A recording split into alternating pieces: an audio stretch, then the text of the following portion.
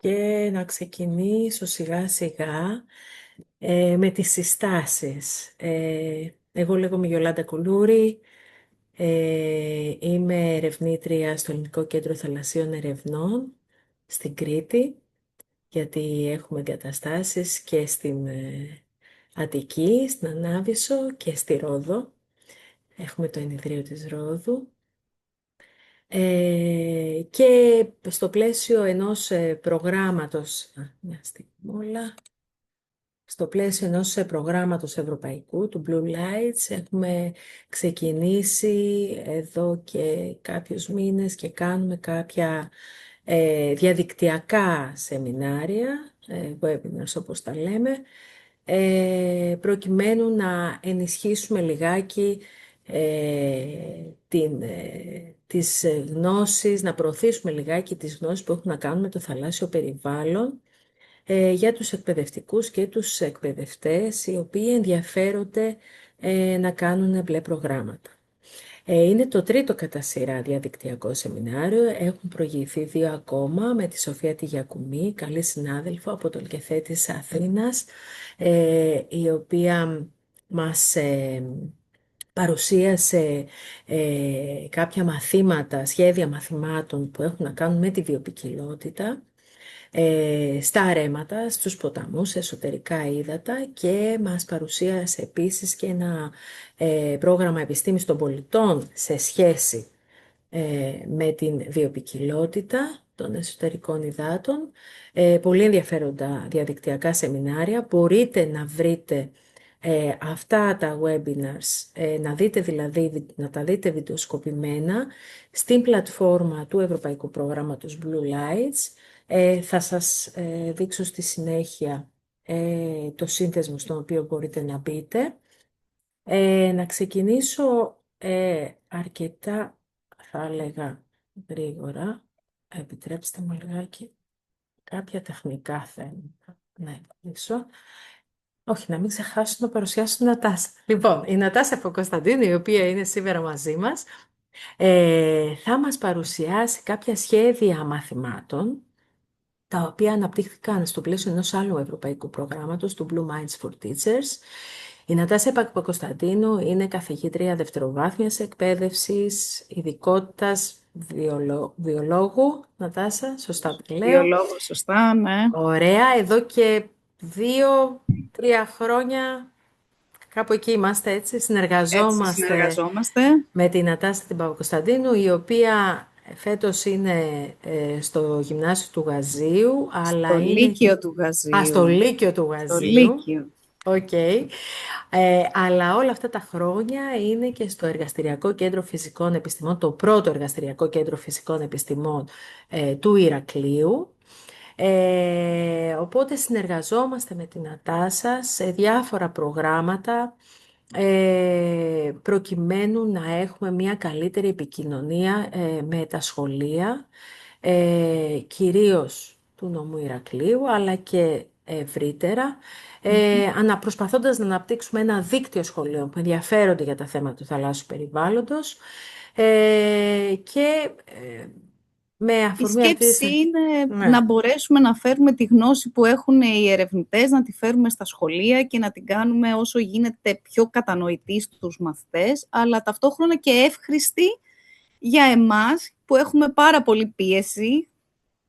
Έτσι, στα σχολεία μας έχουμε πάρα πολύ πίεση με τα προγράμματα, θέλουμε να κάνουμε πράγματα, αλλά πρέπει να βρούμε χρόνο, πρέπει να βρούμε υλικά, πρέπει να βρούμε τρόπους, εργαλεία, και αυτό είναι μια προσπάθεια να φτιάξουμε αυτά τα εργαλεία, έτσι ώστε να γίνει ο θαλάσσιος γραμματισμός πιο εύκολο να μπει στα σχολεία. Λείπει λίγο από τα σχολεία μας, θέλω να πω. Ναι.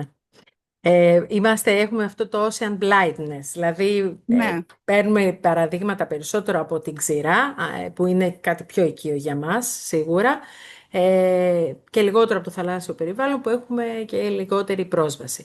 Να ξεκινήσουμε σιγά σιγά, να κάνω εγώ λίγο μια εισαγωγική, έτσι, μικρή παρουσίαση, θα είμαι όσο το δυνατόν πιο σύντομη γίνεται. Ε, μια στιγμούλα. Mm.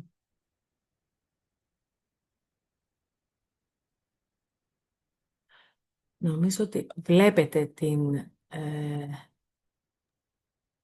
Ναι, Γιολάντα, φαίνεται η Ωραία, παρουσίαση. ωραία, ωραία. Πολύ, πολύ γρήγορα να σας πω για αυτό το ευρωπαϊκό πρόγραμμα, το Blue Lights, το οποίο έχει ξεκινήσει εδώ και 2,5 χρόνια περίπου και έχει να κάνει με την ενίσχυση στην ουσία του θαλάσσιου γραμματισμού, της θαλάσσιας εκπαίδευσης στο εκπαιδευτικό σύστημα των διάφορων ευρωπαϊκών χωρών. Στο συγκεκριμένο πρόγραμμα συμμετέχουν 10 χώρες με 16 εταίρους. Βλέπετε, η Ελλάδα είναι μία από αυτές. Και η ιδέα είναι να ενισχύσουμε τη γνώση και τις δεξιότητες των παιδιών και των νέων, προκειμένου να καταφέρουμε να πετύχουμε τους στόχους που έχουν να κάνουν με το υδάτινο περιβάλλον και τη βιωσιμότητά τους στην Ευρώπη. Μερικές από τους επιμέρους στόχους μέσα στην πλατφόρμα του Blue Lights, που θα σας δείξω, όπως σας είπα παρακάτω, το σύνδεσμο. Μπορείτε να βρείτε μια βάση δεδομένων, πληροφοριών που έχουν να κάνουν με γνώσεις βασικές όσον αφορά το θαλάσσιο περιβάλλον, αλλά και γενικότερα το υδάτινο περιβάλλον. Μέσα από το πρόγραμμα η ιδέα είναι να υποστηρίξουμε τα σχολεία για να αναπτύσσουν τα λεγόμενα Blue Projects, τα μπλε προγράμματα, δηλαδή προγράμματα που έχουν να κάνουν με το θαλάσσιο και το υδάτινο περιβάλλον γενικότερα. Να ενισχύσουμε και να προωθήσουμε το ευρωπαϊκό δίκτυο των μπλε σχολείων. Είναι το network, το European Network of Blue Schools. Να μπορέσουμε να συζητήσουμε τα θέματα του θαλάσσιου περιβάλλοντος πέρα από εσάς, τους εκπαιδευτικούς και τους εκπαιδευτές, με άτομα τα οποία μπορούν να παίξουν έναν ρόλο σημαντικό στα θέματα της εκπαίδευσης, τόσο σε εθνικό επίπεδο όσο και σε ευρωπαϊκό, και να πειραματιστούμε με διάφορα concepts, με διάφορες ιδέες. Μία από αυτές είναι και η υιοθεσία των θαλάσσιων ή χερσαίων περιοχών, περιοχές που μπορούμε να υιοθετήσουμε και να τις χρησιμοποιήσουμε σαν χώρους εκπαίδευσης. Θα σας πω συνέχεια και γι' αυτό. Σε αυτό το σύνδεσμο που βλέπετε, μπορείτε να μπείτε στην πλατφόρμα του προγράμματος, να κάνετε ένα registration. Δεν στοιχίζει τίποτα. Να μπείτε στην πλατφόρμα και να βρείτε πληροφορίες, όπως σας είπα, σχετικές με γνώσεις, οι οποίες είναι έγκυρες και αφορούν το θαλάσσιο περιβάλλον και το υδάτινο γενικότερα. Υπάρχει ένα φόρουμ, έχουμε μία ομάδα με τα ελληνικά σχολεία, το Greek Blue Schools, όπου εκεί μπορεί να γίνουν συζητήσεις, ανταλλαγές ιδεών, πρακτικές, να ανεβάσετε κάτι το οποίο κάνατε με την τάξη σας, με το σχολείο σας, και να το γνωρίσουν οι υπόλοιποι εκπαιδευτικοί, και βέβαια να έρθετε σε επαφή και με εκπαιδευτικούς από άλλες ευρωπαϊκές χώρες. Και βέβαια να δείτε και να αναζητήσετε κάποιες δυνατότητες, κάποιες ευκαιρίες για χρηματοδότηση. Έχει ήδη ξεκινήσει η τρίτη προκήρυξη για τα μπλε σχολεία, η οποία έχει ξεκινήσει νομίζω γύρω στις 15 Απριλίου.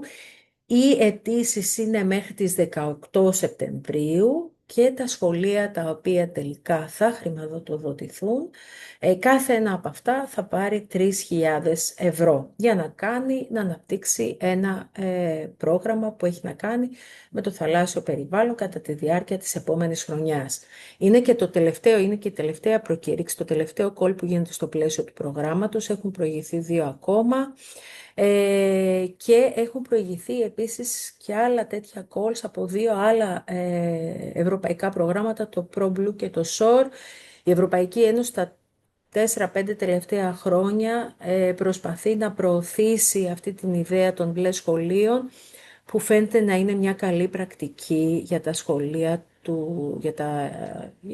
των ευρωπαϊκών χωρών. Αλλά όχι μόνο, αλλά και σε παγκόσμιο επίπεδο. Η UNESCO επίσης έχει υιοθετήσει αυτό το δίκτυο των μπλε σχολείων. Λίγα λόγια για τα σχέδια μαθημάτων τα οποία θα μας παρουσιάσει η Νατάσα, τα οποία αναπτύχθηκαν στο πλαίσιο, όπως σας είπα, ενός άλλου ευρωπαϊκού προγράμματος, του Blue Minds for Teachers. Σε αυτό συμμετείχαμε 3 εταίροι, ήταν το ΕΛΚΕΘΕ, ήταν το Institute of Marine Sciences του National Research Council στην Ιταλία και ήταν και το Πανεπιστήμιο του Ζάνταρ στην Κροατία. Στο πλαίσιο αυτού του προγράμματος πάλι έγιναν διαδικτυακά σεμινάρια στα οποία αναπτύχθηκαν έγιναν παρουσιάσεις που είχαν να κάνουν με τις 7 αρχές του θαλάσσιου γραμματισμού.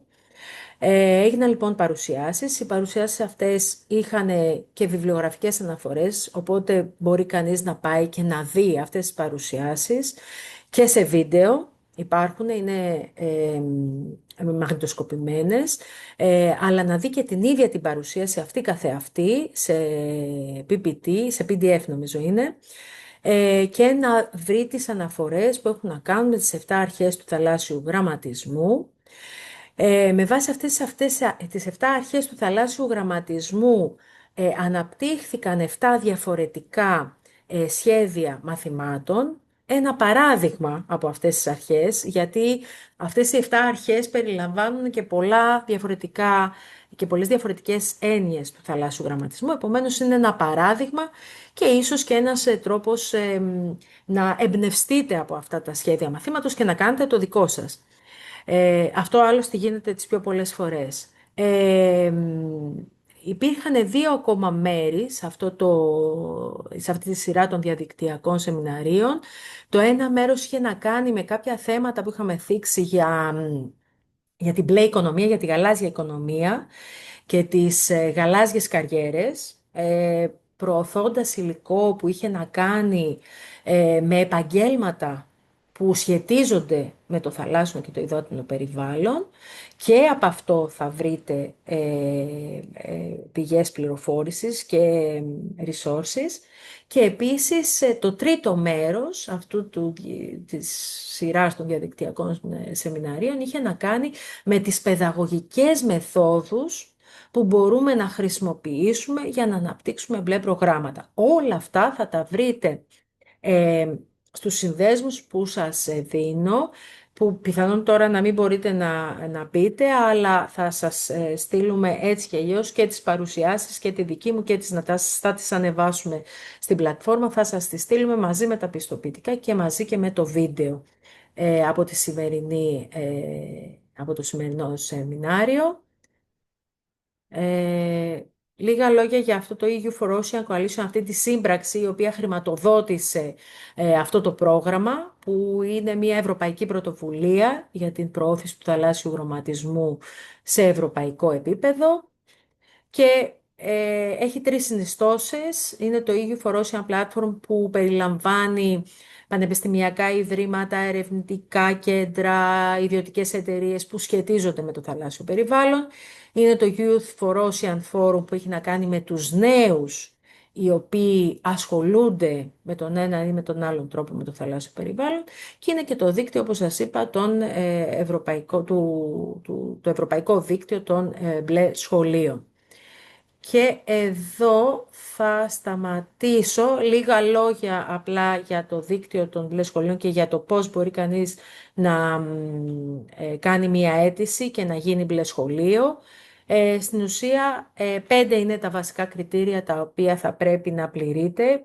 Αρκετοί από εσάς νομίζω ότι ήδη γνωρίζετε αυτό το κομμάτι του δικτύου των μπλε σχολείων, με την ανάπτυξη ενός project, με την παραγωγή ενός προϊόντος, που να είναι μια αφίσα, μια εκδήλωση, μια χειροτεχνία από τα παιδιά, το να συμπεριλάβετε όλα τα παιδιά της τάξης σας, να συνεργαστείτε με έναν τοπικό φορέα όπως είμαστε το ΕΛΚΕΘΕ ή κάποιο μουσείο ή ένας ιδιωτικός φορέας ενδεχομένως, και να επικοινωνήσετε τα αποτελέσματα. Είναι αρκετά απλό, είναι ευέλικτο και ο λόγος είναι ότι κάθε χώρα της Ευρώπης έχει ένα δικό του ευρωπαϊκό εκπαιδευτικό σύστημα και επομένως θα έπρεπε να έχει κάποια ευελιξία στα συγκεκριμένα βήματα απόκτησης αυτού του πιστοποιητικού του μπλε σχολείου. Και εδώ είναι λίγο οι σύνδεσμοι που σας είπα, που θα σας τους στείλουμε έτσι και αλλιώς, και απλά να αναφέρω ότι αρχές Ιουλίου θα κάνουμε ένα διαζώσεις workshop στις εγκαταστάσεις του ΕΛΚΕΘΕ στην Κρήτη, πάνω από το Ενιδρίο Κρήτης, στο κεντρικό κτίριο, όπου έχουμε ήδη στείλει ενημερωτικό υλικό, έχουν γίνει δηλώσεις συμμετοχής, υπάρχουν 2-3 θέσεις ακόμα, αν κάποιος ενδιαφέρεται έστω και την τελευταία στιγμή να δηλώσει συμμετοχή. Δεν μπορούμε να έχουμε περισσότερα από 20 άτομα, γιατί θα γίνουν και, όπως σας είπα, είναι ένα workshop, επομένως θα υπάρχει διαδραστικότητα μεταξύ των εκπαιδευτών, που είναι οι Γάλλοι εταίροι του προγράμματος του Blue Lights και που θα τους βοηθήσουμε εμείς, το προσωπικό του ΕΛΚΕΘΕ, που είμαστε και εμείς εταίροι στο πρόγραμμα. Και ευχαριστώ πολύ για την προσοχή σας. Ήθελα λίγο να το πάω τρέχοντας αυτό, γιατί δεν έχει πολύ σημασία, για να περάσουμε στην παρουσίαση για την οποία είσαστε εδώ σήμερα, και είναι η παρουσίαση η οποία θα μας κάνει η Νατάσα η Παπακοσταντίνου σχετικά με τα σχέδια μαθημάτων που τα έχει πάει σε άλλο επίπεδο, πέρα από το ότι έχουν πλέον μεταφραστεί στα ελληνικά, προκειμένου να υπάρχει μια καλύτερη έτσι, και δική σας εμπέδωση. Έχει κάνει και έχει βάλει μέσα και το παιδαγωγικό κομμάτι, το οποίο για σας τους εκπαιδευτικούς είναι πολύ σημαντικό. Οπότε θα δώσω το λόγο στην Νατάσα. Νατάσα, ευχαριστούμε πολύ που είσαι εδώ σήμερα μαζί Εγώ μας. ευχαριστώ. Και θα πάρω την πάσα, αλλά θα πάρω από τα δικά σου τα λόγια. Για τα μπλε σχολεία θα ήθελα να ξεκινήσω να πω κάτι.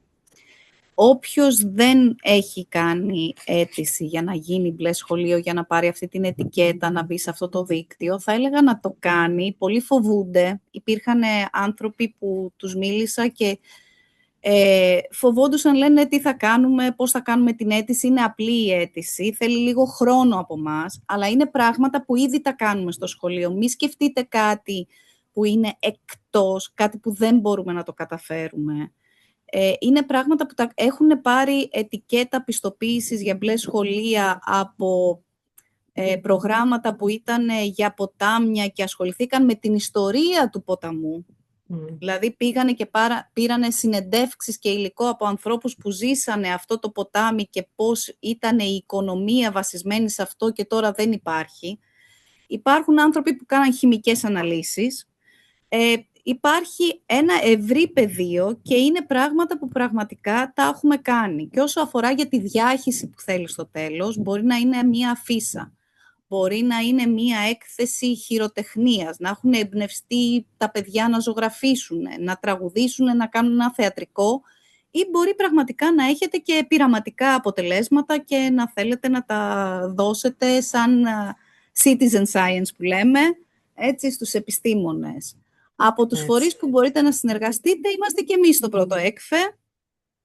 Εντάξει, μπορούμε να προσφέρουμε τη βοήθειά μας. Τα ΚΠΑ επίσης. Τα ΚΠΑ, μπράβο, ναι, τα κέντρα περιβαλλοντικής είναι πάντα δίπλα μας. Οπότε μην το σκεφτείτε, είναι κάτι καλό και είναι κάτι που το έχουμε πραγματικά. Δηλαδή εδώ στην Ελλάδα το έχουμε. Ό,τι χρειάζεστε, είμαστε εδώ για να σας βοηθήσουμε και για να σας υποστηρίξουμε. Έτσι. Ένα λοιπόν από αυτά που θέλουμε να κάνουμε για να σας υποστηρίξουμε ήταν και αυτό με τα σχέδια μαθημάτων. Υπάρχουν λοιπόν αυτή τη στιγμή 7 σχέδια μαθημάτων, όπως είπαμε, τα οποία ήταν στα αγγλικά, μεταφράστηκαν. Υπήρχε και αυτό με τους συνδέσμους, κάτι δούλευε, κάτι δεν δούλευε, γιατί όσο περνάνε τα χρόνια αλλάζουν πράγματα, όπως ξέρετε. Προσπαθήσαμε να τα δούμε όλα αυτά. Θέλουμε όμως και λίγο τη δική σας βοήθεια. Δηλαδή, τα βάλαμε σε μία πλατφόρμα.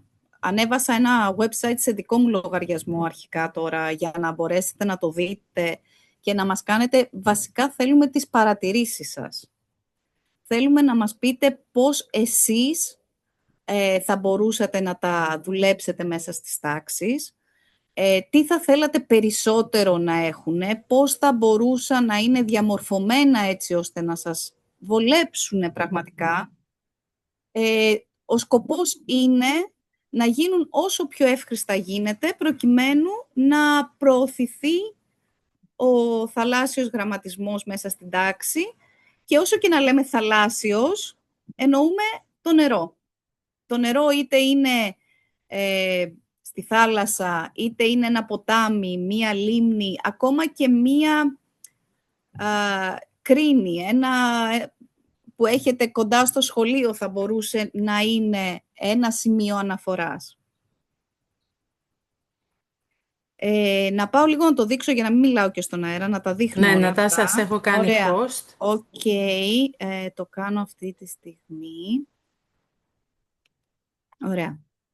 Λοιπόν, αν δείτε εδώ, υπάρχει μια διεύθυνση στην οποία μπορείτε να μπείτε και να δείτε αυτά τα σχέδια μαθημάτων. Θα σας κάνω μια περιήγηση αυτή τη στιγμή και θα ήθελα και τις πρώτες σας εντυπώσεις και τις πρώτες παρατηρήσεις, έτσι ώστε να ξεκινάμε και εμείς να το δουλεύουμε ακόμα περισσότερο. Νατάσα, έβαλα στο chat το σύνδεσμο, ωραία. ώστε αν κάποιος θέλει παράλληλα να το ανοίξει, ενδεχομένως στο κομπιούτερ του. Ωραία. Όπως βλέπετε, έχω βάλει σε μια προσωπική σελίδα, έχω ανεβάσει τα μαθήματα για να μπορέσετε να τα βρείτε και να τα χρησιμοποιήσετε και να τα αξιολογήσετε και να μας στείλετε τις προτάσεις σας που, όπως είπαμε, είναι καλοδεχούμενες. Σε κάθε σχέδιο μαθήματος θα δείτε ότι υπάρχουν περιεχόμενα στα οποία θα βρίσκεται ένα πλήρες σχέδιο μαθήματος, δραστηριότητες για μαθητές και σε διάφορες ηλικίες, όπως και αναφορές για τον καθηγητή. Υπάρχουν 7 μαθήματα, όπως είναι οι 7 στόχοι του θαλάσσιου γραμματισμού. Το πρώτο είναι το «Ας εξερευνήσουμε τον ωκεάνιο βυθό». Το δεύτερο αναφέρεται στο ταξίδι των βράχων, είναι πιο πολύ γεωλογία. Έχουμε τους λεσεψιανούς μετανάστες με τους λαγοκέφαλους και τα μπλε καβούρια και τα λεοντόψαρα. Η μυστική ζωή μιας σταγόνας νερού, ο κύκλος του νερού δηλαδή, το τροφικό πλέγμα στο θαλάσσιο περιβάλλον. Η υδροηλεκτρική ενέργεια, για να δούμε τελικά, είναι εντελώς φιλική προς το περιβάλλον. Μήπως δημιουργεί και κάποια προβλήματα και όχι μόνο λύνει. Και το «Εξερευνήστε τον ωκεανό», ένα υπέροχο πρόγραμμα στο οποίο μπορείτε να συμμετέχετε. Ας πάμε να τα δούμε με τη σειρά. Ας εξερευνήσουμε τον ωκεάνιο βυθό, λοιπόν. Θα δείτε ότι αν πατήσετε θα βρίσκεται ένα ολοκληρωμένο σχέδιο μαθήματος, όπου θα βρίσκεται ποιοι είναι οι συγγραφείς, πόσο θα διαρκούν οι δραστηριότητες, την ηλικία των παιδιών στην οποία απευθύνεται και φυσικά έχει μία μορφή, όπως τη ξέρουμε, με τους γνωστικούς μαθησιακούς στόχους, να γνωρίζει το διαφορετικό σχήμα των θαλασσών, κοινωνικο-συναισθηματική μαθησιακή στόχη, να αποδεχτεί την πολυπλοκότητα, να μπορεί να επηρεάσει ομάδες, λοιπόν, γιατί μπορεί να συμμετέχουν σε μη βιώσιμη χρήση των πόρων των ωκεανών.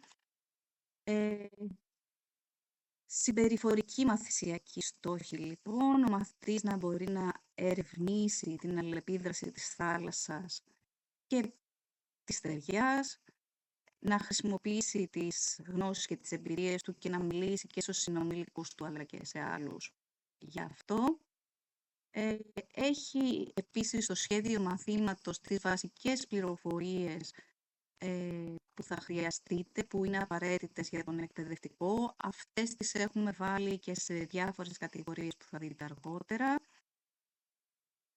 Υπάρχει ο κατάλογος του απαραίτητου υλικού που θα χρειαστείτε για τις δραστηριότητες, τα βήματα που θα πρέπει να ολοκληρώσουν οι μαθητές σας σε κάθε μάθημα, συμβουλές επίσης, τι να κάνετε αν είναι διαφορετικό το περιβάλλον ή ακόμα και αν έχουμε, όπως θα δείτε, νεότερους μαθητές ή μεγαλύτερους μαθητές. Υπάρχει μια διαφοροποίηση, σας δίνει την αξιολόγηση που μπορείτε να κάνετε.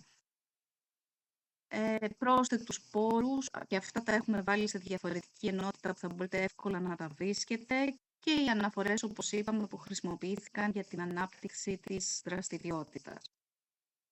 Φυσικά, στο τέλος υπάρχουν κριτήρια που πληρεί αυτό το μάθημα προκειμένου να μπορέσετε να καταθέσετε μία πρόταση να γίνετε μπλε σχολείο, το οποίο μας ενδιαφέρει πάρα πολύ.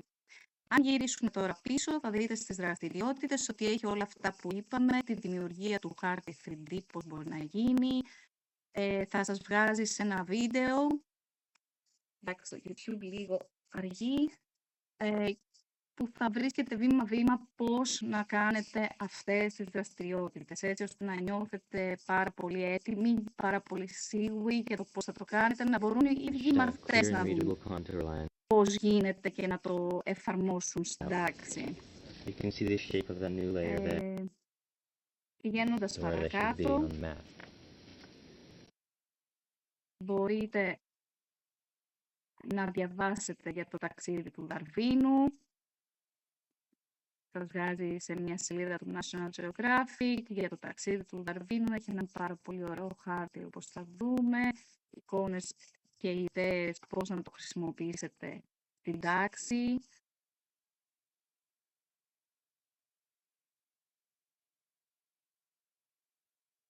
Άλλη μία δραστηριότητα. Ένα εργαστήριο, το οποίο όμως εδώ θα το βρείτε στην τελευταία σελίδα και είναι στα ιταλικά αυτή τη στιγμή. Το δουλεύουμε και αυτό. Για το βυθό, λοιπόν,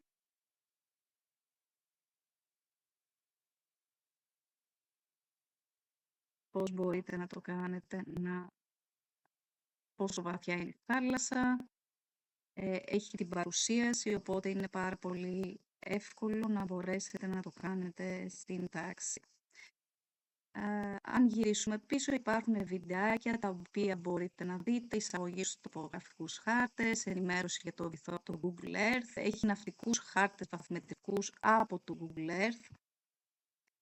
Βλέπετε εδώ λοιπόν πώς είναι, σας βγάζει σε ένα βίντεο το οποίο μπορείτε να δείτε πώς θα χρησιμοποιήσετε αυτό το εργαλείο μέσα στην τάξη για να δείξετε τους βαθμετρικούς χάρτες και πώς τους χρησιμοποιούν στους ωκεανούς.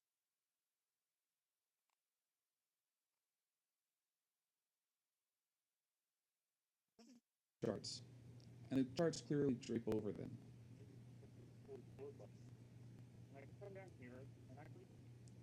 Another useful.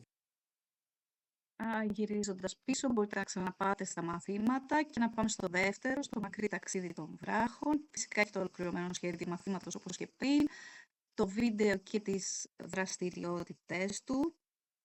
Οι λεσσεψιανοί μετανάστες, το σχέδιο μαθήματος, θα δούμε κάποιες δραστηριότητες γιατί έχει κάτι διαφορετικό να δούμε. Εδώ έχουμε λοιπόν και μαγειρική, όπου το ΕΛΚΕΘΕ μας προτείνει ωραίες συνταγές, προκειμένου να εντάξουμε το λεοντόψαρο στην διατροφή μας. Αν κατέβετε λοιπόν στη σελίδα, δεν ανοίγει πολύ εύκολα, αλλά θα δείτε συνταγές προκειμένου να μπορέσει να μαγειρευτεί το λεοντόψαρο και είναι ένας τρόπος να πούμε στα παιδιά ότι μπορούμε να βρούμε τι θα κάνουμε με αυτούς τους μετανάστες που ήρθαν εδώ πέρα. Άλλη μια σελίδα είναι τα πειράματα. Μπορείτε να βρείτε πειράματα για τα θαλάσσια ρεύματα, παραδείγματος χάρη, που φέρανε τους λεσσεψιανούς μετανάστες εδώ. Είναι στα ελληνικά, είναι βήμα-βήμα. Θα μπορέσετε να τα βάλετε μέσα στην τάξη σας πάρα πολύ εύκολα. Πάμε παρακάτω. Για την κλιματική αλλαγή, ας πούμε, άλλα πειράματα, τα οποία μπορούν να κάνουν τα παιδιά. Έχει πάρα πολλές και ωραίες ιδέες.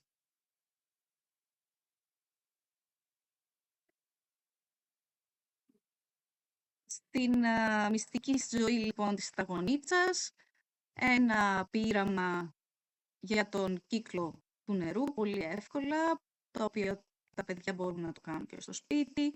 Οι δραστηριότητες που μπορούν να ακολουθήσουν, παραδείγματος χάρη να δημιουργήσουν ένα διόραμα, και εδώ πάλι σας βγάζει σε ένα βίντεο, το οποίο δείχνει βήμα-βήμα για να μπορέσουν τα παιδιά να το κάνουν πάρα πολύ εύκολα. Νομίζω ότι καλή ιδέα θα είναι να βάζετε τους μαθητές να τα κάνουν, έτσι ώστε να απασχολούνται και να είσαστε κι εσείς πιο ελεύθεροι.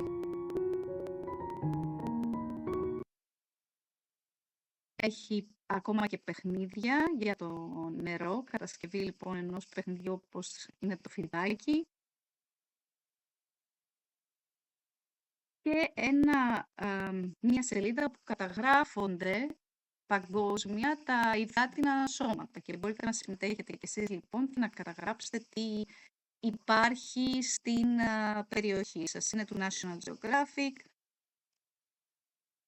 Μπορείτε να μπείτε και να περιηγηθείτε, να τα καταγράψετε, να δείτε πού υπάρχουν προβλήματα, να βγάλετε πολύ ενδιαφέροντα συμπράσματα. Γυρίζοντας τα μαθήματα, το τροφικό πλέγμα στο θαλάσσιο περιβάλλον, οι δραστηριότητες στις οποίες έχει παιχνίδι τροφικού πλέγματος, έχει τις οδηγίες, πώς ακριβώς μπορείτε να το παίξετε, έχει εικόνες, κάρτες τις οποίες μπορείτε να κόψετε, τροφή για συζήτηση, τι συμβαίνει στο θαλάσσιο περιβάλλον, πώς είναι τα θαλάσσια πλέγματα, ποιοι είναι λοιπόν οι παραγωγοί, οι καταναλωτές. Και είναι η πρώτη ευκαιρία. Εδώ λοιπόν είναι μια εφαρμογή. Αν πατήσετε θα σας βγάζει και πληροφορίες. Τα παιδιά έτσι αρέσει αυτό. Να βρίσκουν με αυτόν τον τρόπο, μπορούν να το κάνουν και στο σπίτι αν το βάλετε. Και εδώ στις δραστηριότητες δεν σας έδειξα τους διαδικτυακούς πόρους νομίζω, όπου έχει ένα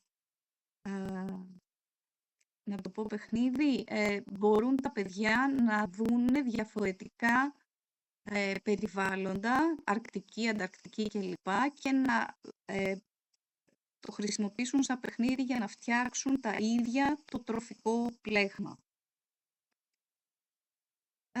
Πηγαίνοντας στο επόμενο μάθημα, είναι η υδροηλεκτρική ενέργεια, η οποία αν και είναι φιλική προς το περιβάλλον, τελικά δημιουργεί προβλήματα σε είδη τα οποία προσπαθούν να επιστρέψουν στο σπίτι τους. Δραστηριότητες όπως την ενημέρωση για το τι είναι η ενέργεια βαμπύρ, όταν αφήνουμε λοιπόν τις συσκευές μας και χρειαζόμαστε περισσότερη ενέργεια, την οποία δεν τη χρησιμοποιούμε πραγματικά. Εδώ τα μεταναστευτικά ψάρια, υπάρχει ένα πολύ ωραίο βιβλίο, είναι μεταφρασμένο και στα ελληνικά, που μπορείτε να βρείτε για τα ψάρια τα μεταναστευτικά που προσπαθούν να γυρίσουν στον τόπο τους, αλλά συναντάνε διάφορα προβλήματα. Υπάρχει περιήγηση στα φράγματα με το Google Earth. Υπάρχει μια παγκόσμια ημέρα μετανάστευσης ψαριών, στην οποία μπορείτε να συμμετέχετε. Και εδώ υπάρχει και ένας παγκόσμιος χάρτης για τα φράγματα, τον οποίο μπορείτε να επισκεφτείτε και μπορείτε φυσικά να δείξετε και πού υπάρχουν σε εμάς. Υπάρχουν πειράματα για την ποιότητα του νερού, αγωγημότητα, μέτρηση pH, η θολερότητα με το δίσκο Σέικι.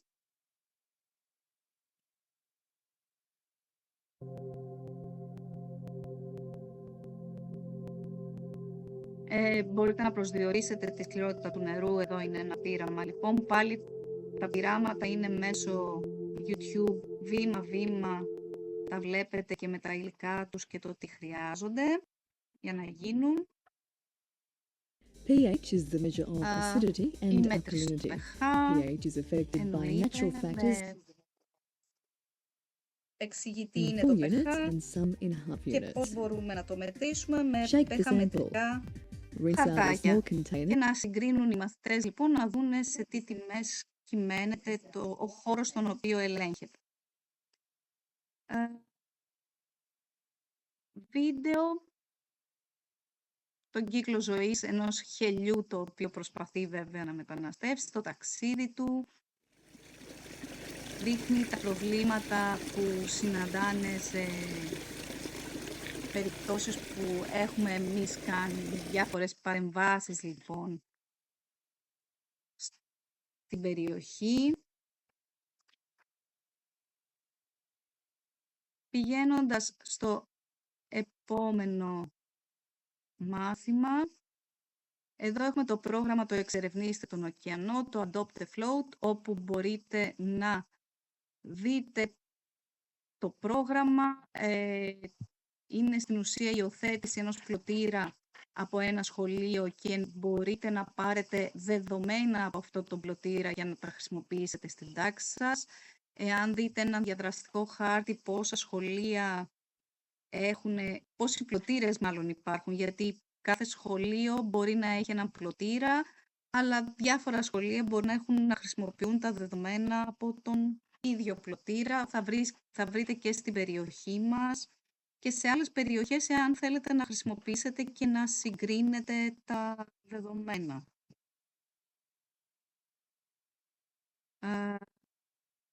Τα βίντεο και τα πειράματα μπορείτε να δείτε τι είναι οι πλωτήρες Argo και πώς μετράμε τον ωκεανό, πειράματα για την άνωση, την αρχή του Αρχιμίδη, ό,τι χρειάζεστε. Όπως βλέπετε, έτσι, γιατί κάποια επιπλέον και γιατί κάποια βυθίζονται. Υπάρχει οι ρομποτικοί πλωτήρες είναι για πιο μεγάλα παιδιά, λοιπόν, που μπορούν να καταλάβουν τι σημαίνει και πώς εξερευνούμε με αυτούς τον ωκεανό, που είναι ένα δύσκολο σημείο για να μπορέσει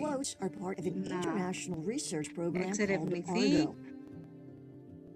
Each circle is one float. The color represents the percent oxygen saturation. Μπορείτε να κάνετε πειράματα για την οξύνηση των ωκεανών, για τη χλωροφύλλη. Εδώ θα βρείτε οδηγίες πώς μπορείτε να το κάνετε.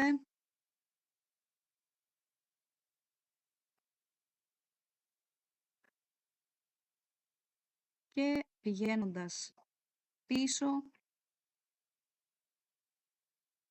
μπορείτε να υιοθετήσετε φυσικά έναν πλωτήρα. Εδώ σας έχουμε το link και να πάρετε όλα αυτά τα δεδομένα προκειμένου να τα χρησιμοποιήσετε στην τάξη. Αυτά λοιπόν είναι τα μαθήματα. Θα θέλαμε πάρα πολύ να τα δείτε, να τα εφαρμόσετε, να μας πείτε σε ποια τάξη, σε ποια μαθήματα που πιστεύετε ότι μπορούν να ενσωματωθούν και τι θα θέλατε να το κάνουμε κάπως διαφορετικό, έτσι ώστε να σας βοηθήσει ακόμα περισσότερο. Ευχαριστώ πολύ.